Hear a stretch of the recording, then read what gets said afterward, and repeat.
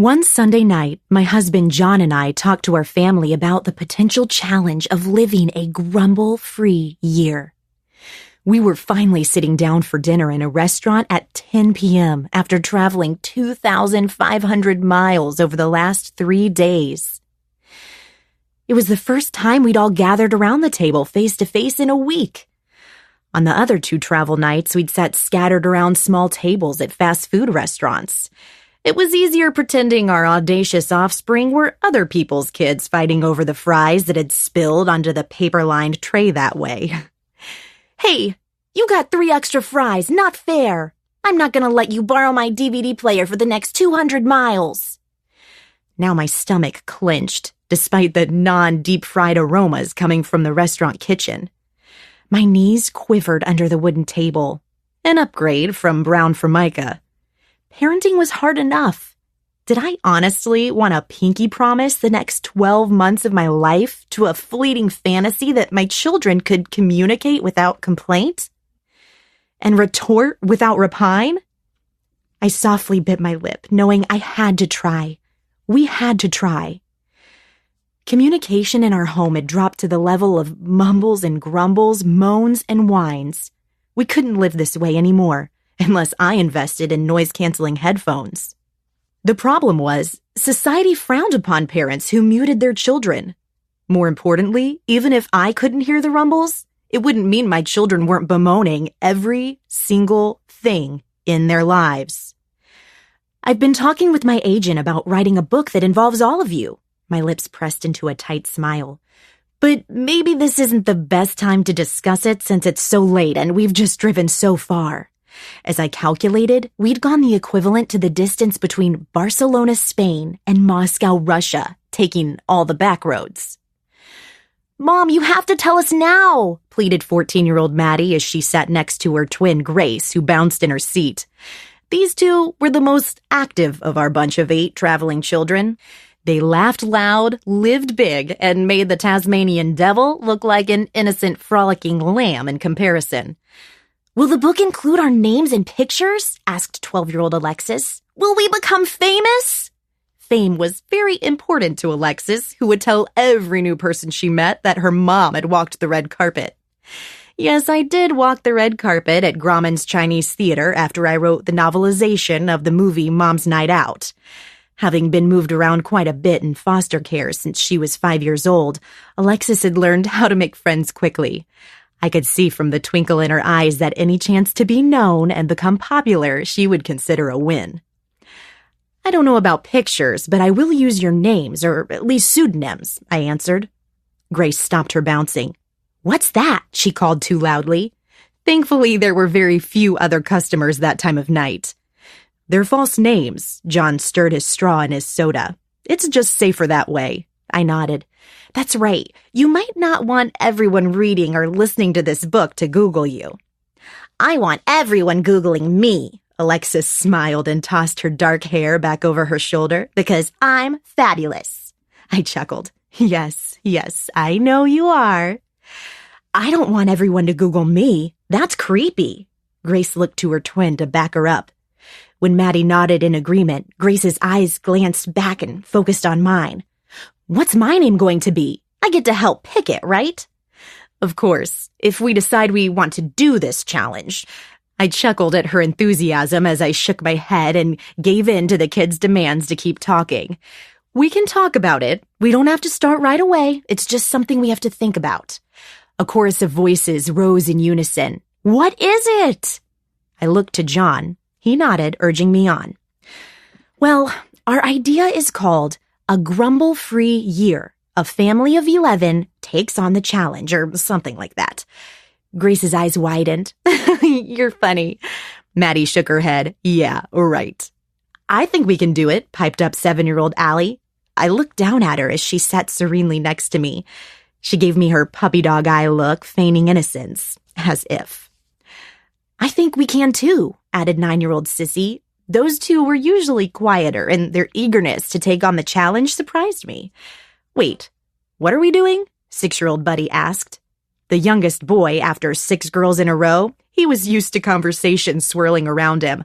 Lots of chattery, dramatic conversation, and it usually took them a minute to catch on. Voices rose with those who believed in the project speaking up and others who thought the idea was crazy, adding their thoughts to the mix. I projected my voice over the din. We know it sounds challenging. Dad and I know it'll take a lot of work, and that's why we want to offer an incentive. I turned to John. Do you want to tell them? Okay, like Mom said, we've been talking about it, and this is going to take a lot of intention from all of us and a lot of working together. But if we try really hard, I was thinking we could all go on a cruise at the end of the year to celebrate a year of working to be grumble free. Excitement built with questions about the cruise. My favorite was from Grace. Can we have our own beds on the ship? When you come from a large family that likes to travel, the question made sense. We usually piled kids into beds in hotel rooms or sometimes on the floor.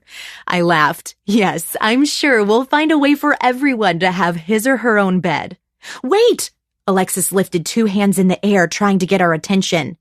Does this mean we're going to have a famous writer with us, following us around 24 hours a day? I lifted one eyebrow and narrowed my gaze at her. I am a writer who lives with you and follows you around 24 hours a day. Laughter filled the air. Alexis shrank down into her seat. Oh, yeah, I forgot. What about you, Anna? I turned to our 17-year-old daughter who hadn't made a peep yet. She was the easygoing one of the bunch who didn't get her feathers ruffled often.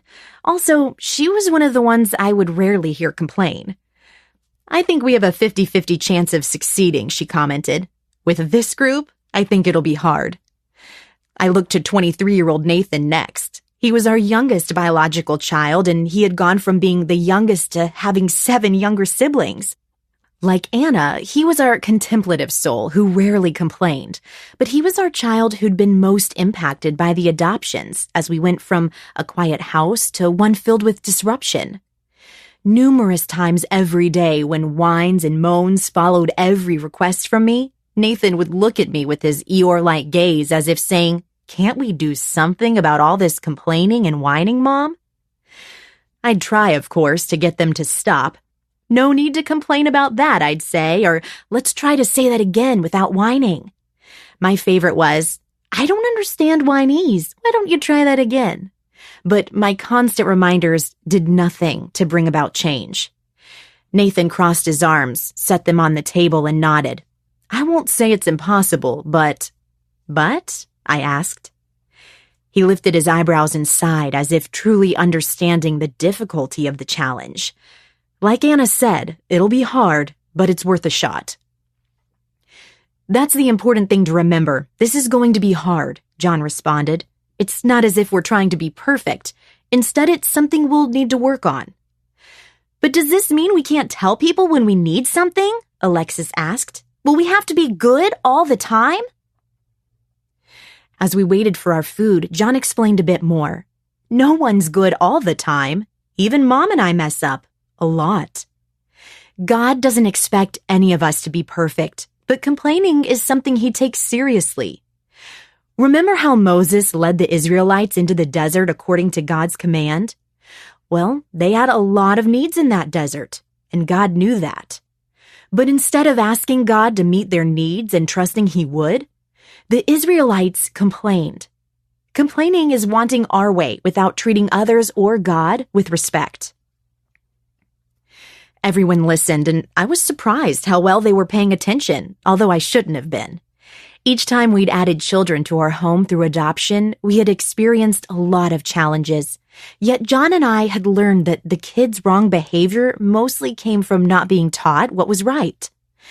Time and time again, when we taught right behavior and attitudes, the kids rose to the occasion. We had already taught our kids big things like how to talk rather than yell and how to keep our personal spaces neat and clean. Well, we were still working on that. We taught chores and how to support each other within our home. Now it was time to train our kids on the little habits that sometimes were easy to overlook. Things that nibbled away at the peace and joy in our home bit by bit. Things like grumbling. From the conversation around the restaurant table, it sounded like everyone was on board, and I took a deep breath. The weariness of the trip intensified as the responsibility of what the year to come now held rushed over me. Suddenly, the idea became reality, and the project became serious. I knew because we'd mentioned both the challenge and the cruise, the kids would never let us back down now. Never. I also knew this challenge had to start with John and me. We needed to set up a framework that would teach and guide our kids without discouraging them. Setting basic goals for ourselves would be the first place to start. I sighed as the waitress approached our table with the first tray of food. I took the cloth napkin from the table and spread it across my lap, both worry and excitement causing my stomach to do a small flip. This challenge was going to be harder for me than I thought, but it would also be so worth it. Taking a family of 11, full of personalities and viewpoints and individual struggles, through an entire year without grumbling was a monumental task. But I sensed we were on the verge of something special, and I couldn't wait to see what God had in the works.